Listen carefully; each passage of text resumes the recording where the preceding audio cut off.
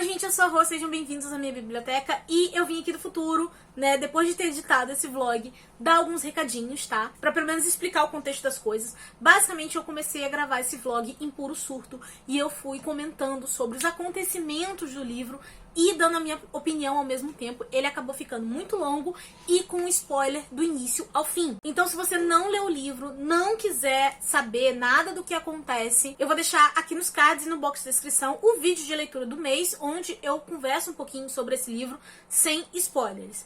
E pra galera que já leu e quer saber as opiniões e conversar sobre esse livro maravilhoso, gente, tive que dividir o vlog em duas partes, porque não dá, acontece muita coisa. E eu simplesmente não tava conseguindo calar a minha boca. Então, tá dividido em duas partes, mas vocês não precisam se preocupar, porque a outra parte já tá gravada, editada, programada, tá bom? Vai tá saindo ainda essa semana. Eu acabei dividindo porque eu sei que nem todo mundo tá acostumado com vídeos tão longos assim, então era pra não deixar cansativo pra vocês. Inclusive, a respeito disso, deixem suas opiniões aqui embaixo, tá? De que tipo de vídeo vocês gostam, esse tipo de informação, porque isso é muito útil. Eu tô tentando ajustar as coisas sempre a partir dos comentários aqui do canal, tá bom? Enfim, vou deixar aí vocês com o vlog, mas não se esqueçam de deixar aquele like pra ajudar na divulgação, se inscrevam no canal e comentem à vontade nesse vídeo, porque é pra realmente a gente conversar sobre esse livro incrível, tá? E o link de compra pro livro também vai estar aqui embaixo no box de descrição. Agora fiquem aí com o vlog. Gente, o que é esse livro, tá? Ninguém me avisou que eu iria surtar com ele logo de cara. A gente tem a família Del Valle, e aí a gente começa a narrativa com meio que descrições ali sobre alguns membros da família e tudo mais. A gente sabe que o pai ali da família, ele tá assim envolvido com algumas questões políticas, e é muito descrito logo de cara as duas filhas, né? A primeira, no caso, é a Rosa, que ela é descrita que ela possui olhos amarelos, esse cabelo verde e tal. Uma coisa bem realismo mágico mesmo, né? E ela simplesmente nasceu com cabelo verde. Ai, mas como? Por quê? Gente, é realismo mágico. Realismo mágico a gente não vai explicar porque o cabelo da menina é verde. E ela é retratada como uma pessoa muito bonita. Só que uma beleza um tanto surreal. Parece que é quase como se ela enfeitiçasse as pessoas à volta dela. Não intencionalmente, né? Mas assim, tem uma coisa mística em volta dessa menina. E aí também, paralelo a isso, a gente vai ter as descrições da Clara, que é a irmã mais nova dela, né? Que é uma criança ali ainda. E a Clara, ela tem os poderes de clarividência, ela tem algumas habilidades ali, né? Tanto que é até engraçado. Eu achei muito engraçadinho e fofo nessa parte, porque coisas assim, que eles estavam na mesa e do nada as coisas começavam a flutuar e a mãe dava aqueles puxãozinhos de cabelo na filha pra filha controlar e botar as coisas no lugar. Tem esse tipo de coisa. Então, num primeiro momento, a gente já fica, assim, envolvido por essa família. A gente também tem a menção de um tio. E, nossa, gente, o tanto que eu ri e que eu adorei essa parte, porque o cara, ele viajava, ele era um aventureiro, ele queria descobrir outras coisas, sabe? E aí tem um determinado momento que esse homem morre. E do nada esse homem volta à vida. E ele fica ali vivendo, tal, normal. E aí a gente vê a família meio que tentando ajudar ele a viver no meio das pessoas, porque já teve até enterro, sabe? Tem esse tipo de coisa. E a Clara, que é a menina que é clarividente, ela tem muita ligação com esse tio, né? Tanto que eles faziam algumas coisas ali de ilusionismo e tudo mais. É bem bacana. E tem um determinado momento que, por conta desse tio, ela acaba recebendo o Barrabás. E a descrição do Barrabás, gente, foi isso que me pegou. Que eu fiquei, o quê, menino? Que bicho é esse? Porque falam como se ele fosse um cachorro, tá? Nossa, um cachorrinho bonitinho. Não, o cachorro tem várias características, ele começa a ficar enorme, sabe? O bicho gigante, você sabe que ele não é um cachorro, é um outro tipo de animal que a gente não sabe o que é. E é muito interessante a ligação dele com essa menina. No meio disso tudo, a gente também tem algumas partes que são meio que escritas pelo ponto de vista do Esteban, que no caso o Esteban é noivo da Rosa. E assim, ele fala que ele tá trabalhando porque ele quer casar com a Rosa, que não sei o quê. E aí que as coisas ficaram estranhas pra mim, gente. Quando chegava na parte do Esteban, teoricamente ele age como se ele fosse um homem apaixonado. Mas tem uma estranheza na escrita da Isabel que é tipo assim, isso não é amor, isso não é paixão. É uma coisa quase obsessiva, mas ainda tá na fase tranquila, então parece que ele quer fazer isso por ela de uma forma romântica, e você fica assim, vai vir alguma coisa estranha. Vai vir alguma coisa estranha. Inclusive, sobre essa questão da obsessão, nossa, tem a cena no final do primeiro capítulo que eu sabia que ia acontecer, gente. Eu sabia. Teve um momento ali que eu fiquei, vai acontecer e eu não sei se eu vou tancar. porque a Rosa, ela é assassinada, tá? Lembra que eu falei que o pai dela é envolvido em política? Então, tem um determinado momento em que ela fica doente, vão dar uma bebida pra ela. E essa bebida, inicialmente, ela tinha sido mandada para o pai da Rosa, porque estavam tentando assassinar ele por causa das questões políticas que ele acreditava, pelas quais ele estava lutando, aquela coisa toda, né, pelo direito das pessoas. Só que, como a Rosa acaba bebendo primeiro, ela acaba morta. E assim, toda a questão da beleza dela, o surrealismo apresentado, você pensa assim, vai dar merda. E a própria autora já te avisa, porque ela vira e fala assim, esse foi o início das tragédias da família Del Valle. Eu virei, porra, daqui vai ser só ladeira abaixo? E isso me pegou muito de surpresa, porque assim, convenhamos, né? Você olha pra capa, a menina de cabelo verde, e te descreve ela, você pensa que ela vai ser a protagonista. Aí mata a menina no primeiro capítulo, eu fiquei, que isso, Isabel? Calma, mulher. Entendeu? Eu fiquei meio indignada. E com todo esse rolê da obsessão, eu virei e falei assim, vai dar certo com essa menina morta, gente, vai acontecer uma tragédia. Aconteceu. Eu preciso falar o que é, ou vocês já entenderam? E além disso, ainda causa um trauma na Clara. Porque a Clara presencia essa cena. E a menina simplesmente para de falar. Por anos, por conta disso. E a Isabel, ela tem uma coisa na escrita dela que prende a gente, porque acontece uma coisa aqui e ela vira e fala assim, mas aí ela só voltaria a falar não sei quantos anos depois. No dia em que ela fosse anunciar seu casamento. Então ela meio que já te dá um spoiler do que vai acontecer nos capítulos seguintes. E você fica, ai meu Deus, eu preciso ler esse negócio. Tem essa essência, sabe? Isso é uma coisa que eu vejo muito o King fazendo. E eu já gostava. Mas essa mulher aqui, a gata atingiu outro patamar, gente. Porque ela tá tirando toda a minha paz e sossego. Eu já não tenho muita. Ela vem lá e destrói. E a gente entra num outro ponto de realismo mágico que eu gosto. Que é o quê? A imprevisibilidade. Eu não sei vocês, mas pra mim, quando eu vou pegando livros de outros gêneros, meio que as coisas, existe uma estrutura base. Então você consegue deduzir ou minimamente teorizar o que vai acontecer. Realismo mágico, eu tenho muita dificuldade de fazer isso. Eu não consigo. E esse aqui eu não sei o que diabo que vai acontecer daqui pra frente, entendeu? E ela meio que já te dá uma dica de que o Esteban vai ser importante, porque a gente tem o ponto de vista dele, né? E aí a gente pensa, poxa, mas a noiva dele morreu. O que vai acontecer? E aí a mulher começa a contar toda a vida dele. E eu tô tipo assim, pra onde iremos? E num primeiro momento ele parece desiludido, muito triste, abalado com a morte da Rosa. Aquela coisa toda, né? Só que é estranho. Os pontos em que eu sentia que ele não era uma boa pessoa começam a transparecer aqui. Então a gente vê ele deixando a irmã e a mãe dele nessa cidade e indo pra uma casa de campo que eles tinham porque ele decide que vai fazer aquela terra prosperar. Nesse lugar, é um ambiente muito triste, tá? Porque você vê que são pessoas sem instrução nenhuma, que literalmente vivem, sabe, a Deus dará. E aí a gente já entra no primeiro conflito. Porque ao mesmo tempo que o Esteban vai lá e ele realmente faz essa terra prosperar e as pessoas conseguem ter um pouquinho mais do que elas já tinham, você percebe que ainda assim é um trabalho que tá explorando essas pessoas, gente. É assim, análogo à escravidão, tá? Porque ao mesmo tempo que ele vira e fala, as pessoas vinham e tal porque eu pagava bem. Mas ao mesmo tempo ele explorava aquelas pessoas e ele tinha um poder sobre elas que você percebe assim, qual a diferença disso pra escravos? Não tem, entendeu? E nesse tempo todinho ele ainda focado na Rosa, ele trabalhando lá, mas focado na Rosa. Até o momento em que ele decide tomar o que ele quer das mulheres, tá? Vocês entenderam? Não preciso usar a palavra, né, por causa do YouTube, vocês entenderam. E daí em diante, gente, eu já tava com o pé atrás com esse cara.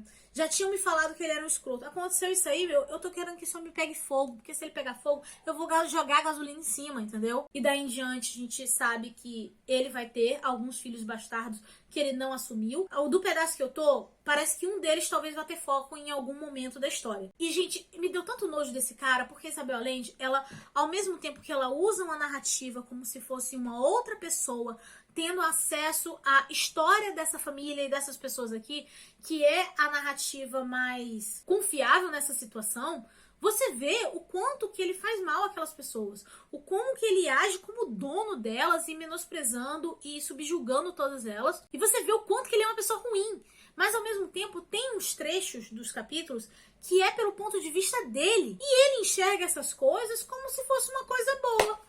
Aí eu fiquei, olha só a audácia desse filho da puta. Porque tem um momento que ele vira e fala assim, mas eu não era dado aí a prostíbulos. Claro que não era, né? Você tomava o que você queria, ô filho da puta.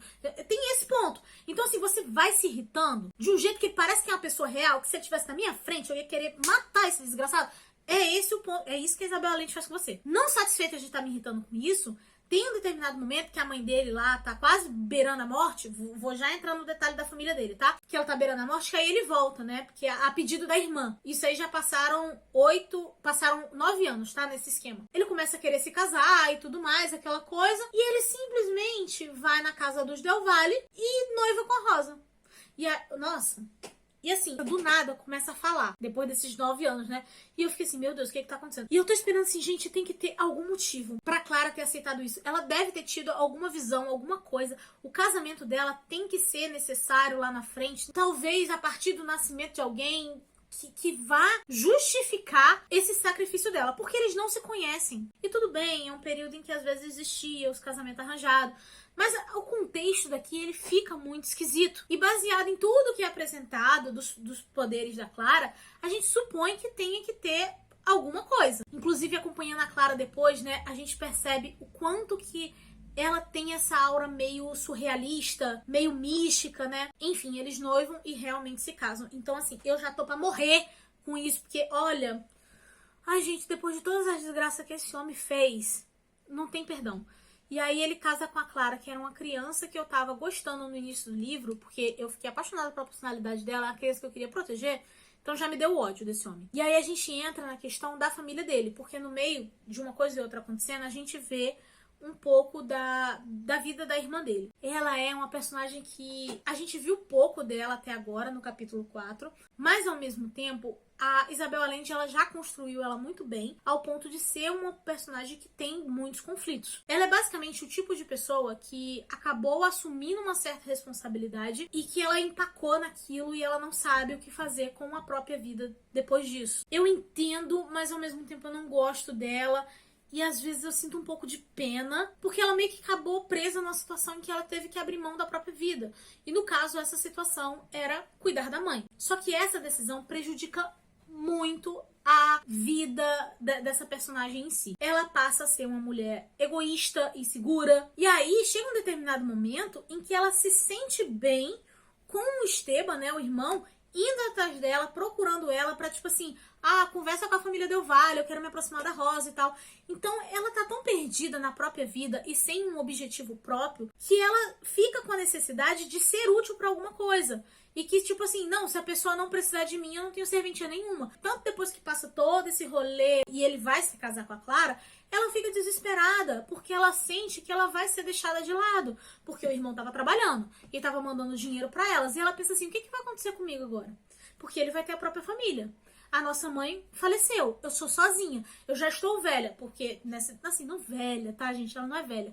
Mas é porque nessa idade, nesse período, ela seria considerada velha pra casar. Então ela era, tipo assim, a solteirona. E aí ela começa a ficar desesperada. E a única coisa que tranquiliza ela é a própria Clara, porque a Clara aceita ela de boa. Ela chega e fala assim, não, você vai morar com a gente e a gente vai ser como irmãos. E a gente percebe que a Clara realmente tem um carinho por ela. O problema é que ela já tá tão, assim, sem norte na vida, que as coisas começam a ser um pouco erradas, ela começa a confundir os próprios sentimentos, então ela passa a sentir uma atração pela Clara, né? E isso vai dando alguns conflitos ali entre ela e o irmão dela, até que chega um momento que ele realmente expulsa ela de casa. E nesse meio todo, a própria Clara nem sabe o que aconteceu, porque ela pode ser clarividente e saber de certas coisas, mas ela não vê tudo. Então ela não sabia desses sentimentos da cunhada. E aí depois ela tenta ir ter contato, né, com a Freula e ela não consegue. E aí isso é muito triste, porque você percebe que a Freula, gente, ela não tinha mais nada. Ela não tinha ninguém, sabe?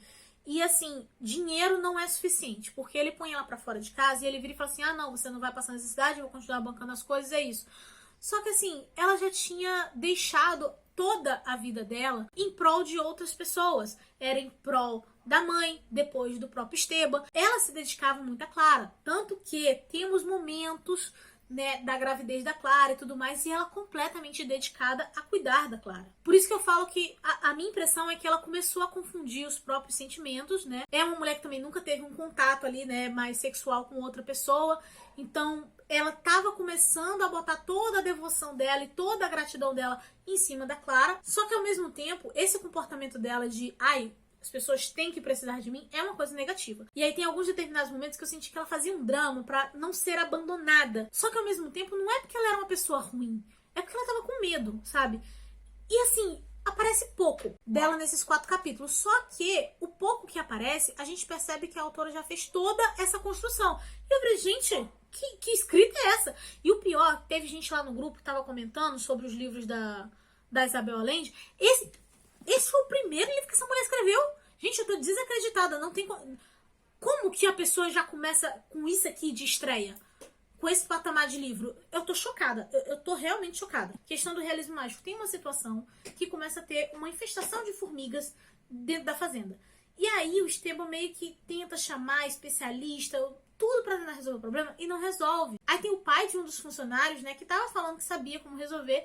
Ninguém deu bola pro velho, sabe? O cara vai lá e resolve. E quando perguntam pra ele o que ele tava fazendo, ele simplesmente fala que conversou com as formigas. Tem uns negocinhos que é engraçado. Só que dentro do contexto que vai sendo apresentado, parece que ela tá até trazendo, assim, críticas, né, e umas reflexões a respeito de que às vezes a gente não valoriza a sabedoria dos mais velhos. Então tem esses pontos, assim, que ela vai utilizando o realismo mágico. Outra coisa que também vai acontecendo no meio disso é porque a gente vai vendo alguns personagens em paralelo. Por exemplo, tem o Pedro Garcia, que ele é um funcionário do Esteban, logo de quando ele chegou na fazenda, que meio que fazia tudo, né? Só que as coisas vão passando, ele tem um filho, né, que aí tem que ter cuidado durante a leitura, porque as pessoas têm o mesmo nome. E aí o filho dele, ele chama de Pedro III Garcia.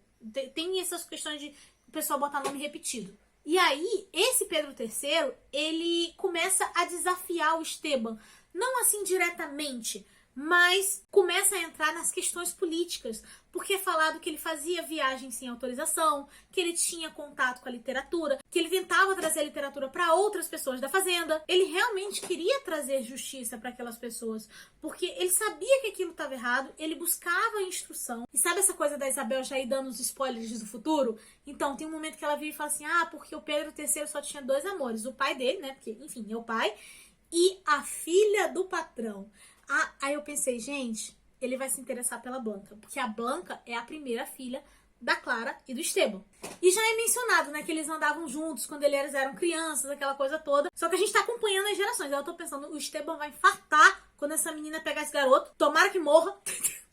O Esteban, no caso, né? E aí, pelo visto, a gente já vai começar a entrar na próxima geração, né? Porque fala tanto do Pedro III com a Blanca. E a Clara teve mais 2 filhos, tá? Porque nesse meio tempo ela tava grávida de gêmeos. E o Esteban já tá puto. Porque ele queria ter um herdeiro homem que carregasse o nome dele. Porque a única pessoa que carrega o nome dele é um dos filhos bastardos. E a Clara virou e falou assim, não vai ser Esteban não. Vai ser Jaime e Nicholas. O problema é seu. É literalmente isso, tá? Aí eu tô tipo assim, vamos ver como é que vai ser essa outra geração, né? Porque já mencionaram aqui de novo a questão desse outro filho bastardo. Quero ver um momento em que todas essas crianças vão estar na fase adulta e como elas vão estar mais envolvidas na história e também do contexto político. Enfim, foi isso que eu li até agora. E assim, gente, termos de construção de personagem, eu tô achando perfeito. Porque isso tudo foram em 4 capítulos, foram 170 páginas, tá? Assim, a gente meio que já tá acompanhando uma segunda geração aqui. E os capítulos são enormes, mas não parece. Porque acontece tanta coisa, uma atrás da outra, que você não consegue parar, entendeu? E eu só não terminei esse livro ainda, porque tem outras leituras coletivas, outras coisas. Eu finalmente consegui consertar o meu computador. Que lembra que a galera que tava em live sabia, né? Que ele, de vez em quando ele reiniciava do nada, sem motivo nenhum. Então, descobrimos qual era a peça, a gente comprou a peça nova, então eu tô tentando resolver tudo que eu tava precisando. Então eu acabo gastando muito tempo assim, meio que trabalhando. E o tempo que eu não tô trabalhando, eu tô querendo jogar. Porque tinha vários jogozinhos meus do computador que eu não jogava na eternidade por causa dessa porcaria de reiniciar. E aí eu não tive tempo pra sentar. Mas também no momento que eu sentei, eu comecei a surtar com esse livro. E não tem condição de eu gravar um negócio desse sem spoilers. Quando a Isabel Allende disse que aquela era a primeira das várias tragédias que iam envolver a família, realmente ela não tava brincando.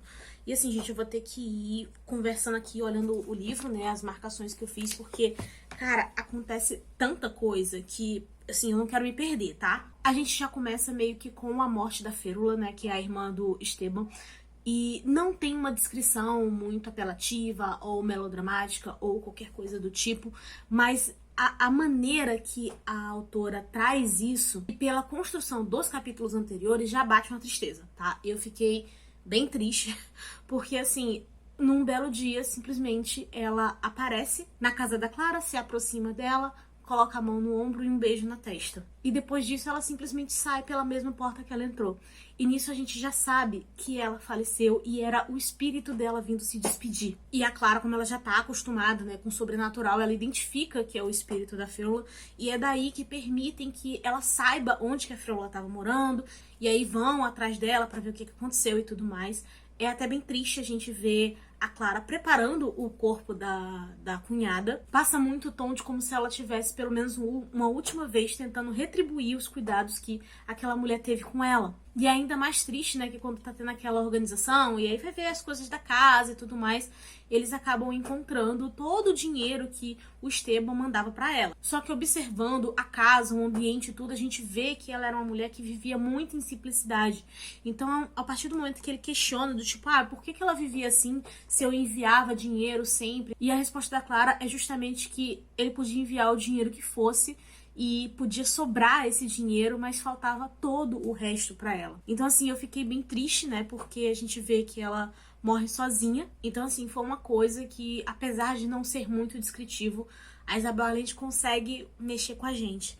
E depois a narrativa acaba se voltando, né, pra Blanca e o Pedro III. A gente vê que eles já passaram da fase da infância, entraram na adolescência e eles começam a perceber que eles têm um interesse um pelo outro. E nisso eles começam meio que uma espécie de namoro escondido e tal, né, porque óbvio que ninguém poderia saber do relacionamento deles. O Esteban não iria aceitar isso por conta da diferença de classe social. E o momento específico em que a Clara descobre isso é porque começa a ter literalmente um terremoto e ela vai atrás da filha, né, aquela coisa toda, e ela percebe que a filha não está no quarto, porque eles já vinham realmente se encontrando escondido, então ela meio que fugia do quarto dela toda noite. E essa descoberta inicialmente passa muito batido, tá, gente? Porque esse terremoto, eu não tava esperando que ela ia colocar uma coisa tão intensa assim, porque é uma coisa que afeta o país inteiro. Tipo assim, o terremoto arregaça tudo. É literalmente uma catástrofe, várias pessoas morrendo. E teve também a questão de um efeito dominó, porque era terremoto, aí mar se abrindo, água salgada invadindo plantação, destruindo tudo, incêndio, lava de vulcão. Então, assim, foi uma coisa que arregaçou o país. E sempre que tem uma catástrofe assim, as pessoas acabam ficando em dificuldade, isso acaba gerando um caos. As pessoas estão dormindo na rua, elas não têm nada. Começa a ter várias situações de fuzilamentos por roubo e ainda acaba rolando uma praga gerando uma epidemia. E tudo isso ela consegue fazer em coisa assim de alguns parágrafos, tá, gente? Ela arregaça o país em alguns parágrafos e tu fica assim, tipo, meu Deus. E ainda é mencionado que durante esse período o mundo tá em guerra, mas que ainda assim eles conseguiram meio que enviar suprimentos e ajuda para esse país, que inclusive em momento nenhum falam que é o Chile, tá? Mas a gente lendo a história a gente consegue perceber que tem muita coisa que é inspirada na própria política do Chile num determinado período. Enfim, esses suprimentos estão sendo enviados, só que existe a questão da corrupção. Os produtos não chegam na mão de quem realmente estava precisando. Isso foi uma coisa que me fez pensar em algumas tragédias que aconteceram de verdade. Então, assim, quando eu li isso aqui, eu virei e falei assim, cara, o ser humano, ele realmente, ele não sabe olhar pra tragédia do outro e realmente ajudar. Porque o país, no desgraceira que tava, com todo mundo, em tudo quanto era canto, sofrendo as milhares de mortes, e o pessoal ainda, assim, escondendo comida, sabe? Isso o próprio governo do país, sabe? Tanto que é mencionado que vários anos depois conseguiam encontrar alguns alimentos enlatados e tal, que foram importados nesse período, sendo vendidos como artigo de luxo. Então, assim, é uma coisa bem triste, né, da gente ler e refletir o como que muitas vezes as pessoas se aproveitam da dor do outro. E isso foi uma coisa que desgraçou o país, sabe? Só que, obviamente, as pessoas de classes mais baixas acabam sofrendo mais. Uma coisa que a gente vê acontecendo, por exemplo, é o próprio Esteban. Ele meio que conseguiu reerguer a riqueza dele, né, cuidar ali da fazenda, aquela coisa toda, meio que explorando a mão de obra daquelas pessoas. O povo já tava definhando em sofrimento, né, e sendo explorado foi aí mais uma coisa que tá servindo pra inflamar a raiva dessa galera. Gente, eu tô vendo que, apesar das grandes proporções, assim, do país, muita coisa a gente vai ver as próprias consequências, né, e escolhas que o Esteban fez e que afetaram aquele povo ali, vai se voltar contra ele, porque assim, não é possível, sabe? Inclusive, nesse terremoto, ele acabou sofrendo um acidente. Eu achei que eu fosse ficar feliz, né, porque o desgraçado acaba ficando ali meio soterrado. Ele é tirado de lá por gente que trabalhava pra ele, de qualquer forma, e ele fica com um certo problema na perna por um tempo. Ele até chega a andar de cadeira de rodas. Eu achei que eu fosse ficar feliz com a desgraça dele, mas assim, gente, não fiquei, porque só serviu pra dar trabalho pra Clara. Porque o homem desagradável, sabe? Ele é insuportável. Olha, que ódio, gente. Eu achando que eu ia ficar feliz, né? Mas não, só... Ai, piorou as coisas. A Clara completamente desgastada por causa desse infeliz. E assim, eu acho que todo o sofrimento e as perdas, até porque nesse período a Nana, né, que era uma empregada da família, que era muito próxima à Clara desde quando ela era criança, ela acaba falecendo também. Elas estavam em casas separadas, né? A Clara estava nessa fazenda e ela estava na casa da cidade. Então a Clara não consegue chegar até ela. E eu achei meio estranho porque vem descrito que ela morreu de susto com o terremoto. Eu fiquei assim, gente, a mulher era um infarto? Eu pensei isso, né? Mas também é uma outra perda que a gente fica um pouco triste, né? Porque ela cuidou de tanta gente durante toda a vida, mas na hora da morte, com esse negócio do terremoto, ela tava sozinha, né? Não teve como a Clara chegar lá. Depois de todas essas tragédias, a gente percebe que a Clara começa a ficar muito mais ligada ainda ao espiritual. Ela acaba se afastando ainda mais do Esteban, né? Porque o que ela cuidou dele ali foi simplesmente obrigação, porque ela era casada com o cara. Mas assim, já não existiu amor, tá, gente? Na verdade, nunca existia. Naquela época era comum esses casamentos assim, meio que só por uma conveniência, alguma coisa do tipo. Mas chega num ponto que o casamento não existia mais. Eles já não dormiam na mesma cama. Eles praticamente não se falavam. Ela literalmente não tinha necessidade de falar com ele. Ela tava completamente exausta. E ao mesmo tempo que ela fica mais ligada ao espiritual, ela perde um pouco da aura mística. Eu não sei se falando isso assim vai fazer algum sentido. Mas foi essa sensação que eu tive. Porque a Clara, ela tinha toda essa ligação espiritual. E bem ou mal, ela era de uma família que tinha uma condição financeira e tudo mais, então ela não fazia tantas coisas assim, mas a partir do momento que começam essa sequência de tragédia, ela começa a tomar um gás pra resolver e ter ação pra cuidar das coisas do mundo terreno, se tornando uma mulher muito eficiente. E isso tudo muda muito, e é uma coisa que eu falo independente de livros e gêneros e coisas do tipo, que é o fato de que o sofrimento amadurece as pessoas. A única coisa boa dentro dessas tragédias todas é que, emocionalmente falando,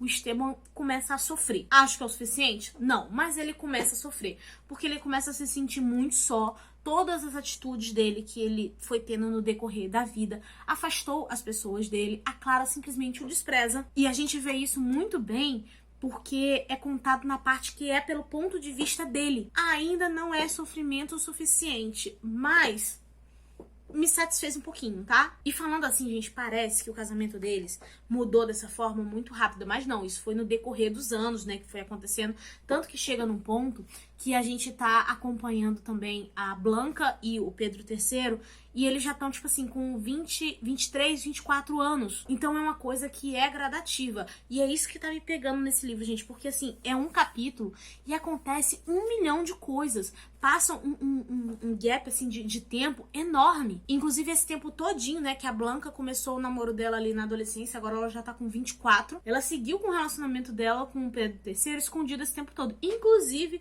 estou admirada porque essa menina até que demorou muito pra ter a gravidez na adolescência, sabe? Eu achei que ia acontecer antes. E assim, a Blanca, não que seja culpa dela, mas às vezes eu acho que falta um pouquinho de consciência de classe nela. Ela, bem ou mal, é como se fosse uma filha de uma família rica e tal. Então ela não pensa em certos momentos, né? E o Pedro III, como ele passou dificuldade a vida toda, ele tá mais envolvido nessas questões políticas. Então ele tá sempre falando sobre essa questão de ideias, de como que o povo que tá ali tá sendo explorado e que todo mundo morre de medo do pai dela e que por isso eles não conseguem lutar pelos próprios direitos. Enquanto ele tá pensando em todas essas questões, ela tá pensando em só beijar na boca. Aí eu fico tipo, ai menina, pelo amor de Deus, sabe? E é até engraçado, porque ele acaba ficando amigo do Jaime, né? E o Jaime, ele às vezes para em alguns momentos, ela tem que abrir mão dos encontros dela com o Pedro III, porque o Pedro e o Jaime estão conversando justamente sobre questões políticas. E o Jaime, eu tô gostando dele, porque ele parece que ele realmente se importa, ele realmente se preocupa com as pessoas. E aí chega num ponto que entra um cara na história, que é o Conde Jean de Satgin, não sei se é assim que pronuncia, tá? Enfim, ele acaba chegando naquela região, né, com algumas questões assim de investimento, acaba se tornando um dos solteiros mais cobiçados, ele até se dá bem com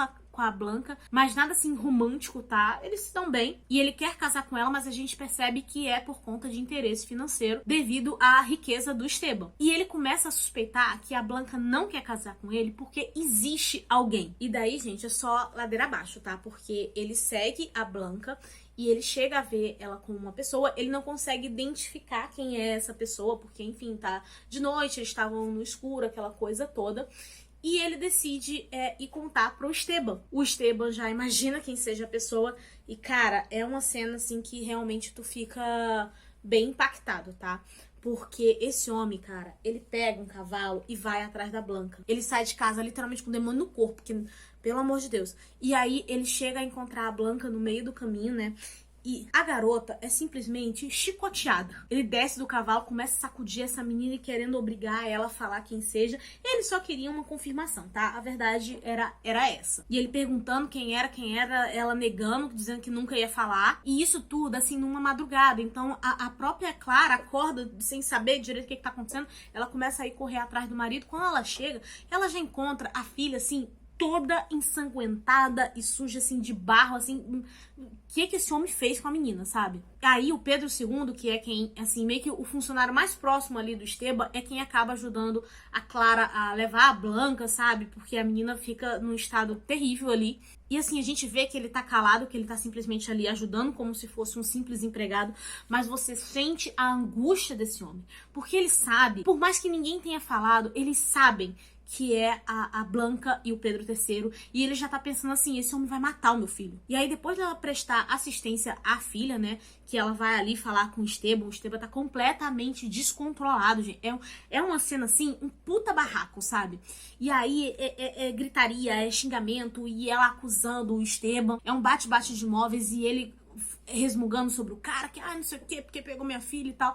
Aí a Clara vira e joga na cara dele de que pelo menos os dois se deitaram junto porque se amavam, diferente do que ele fazia com as moças que trabalhavam ali na fazenda. E aí isso aí me pegou num susto, porque eu achei que a Clara não sabia disso, mesmo com a mediunidade dela, aquela coisa toda, eu achei que ela não sabia. E aí eu fiquei meio assim, tipo, meu Deus, ela sabia, como é que ela tá com esse homem? Só que aí depois eu comecei a refletir, gente, como que ela ia se separar desse cara?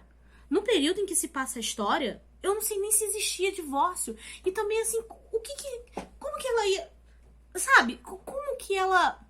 Eu não sei como é que ela ia viver se ela se separasse do marido ali. Os pais dela também não eram vivos, ela iria pra onde, sabe? E louco do jeito que ele era capaz dele nem deixar ela ir embora. Então, assim, não dá nem pra culpar a Clara por ela ter permanecido com ele. Só que aí, gente, na hora da treta, que ela joga isso na cara dele, ele pela primeira vez bate nela. E aí, olha, aí foi de cair o cu da bunda, porque assim... Gente... Quando a gente pensa que não dá pra piorar, a situação só piora mais. E aí é nesse momento que a gente começa a perceber que ela tava presa nesse casamento e que às vezes parecia que ela era alheia à realidade, né, por causa dessa aura meio espiritual dela, mas que na verdade ela tava só meio que dançando conforme a música, porque ela literalmente não teria pra onde ir com essas crianças. E assim, essa cena que ele bate nela, gente, cara, me dá um nojo, me deu um nojo tão grande, porque ele é daquele tipo de homem que bate na mulher e depois ele chora pedindo desculpa, faz todo um show. E na hora que ele bateu nela, gente, ela simplesmente apagou, tá? Então, assim, quando ela acordou, que ela viu a cena dele se desesperando e tudo mais, a gente só vê ela cuspindo dentes, tá? É nessa proporção.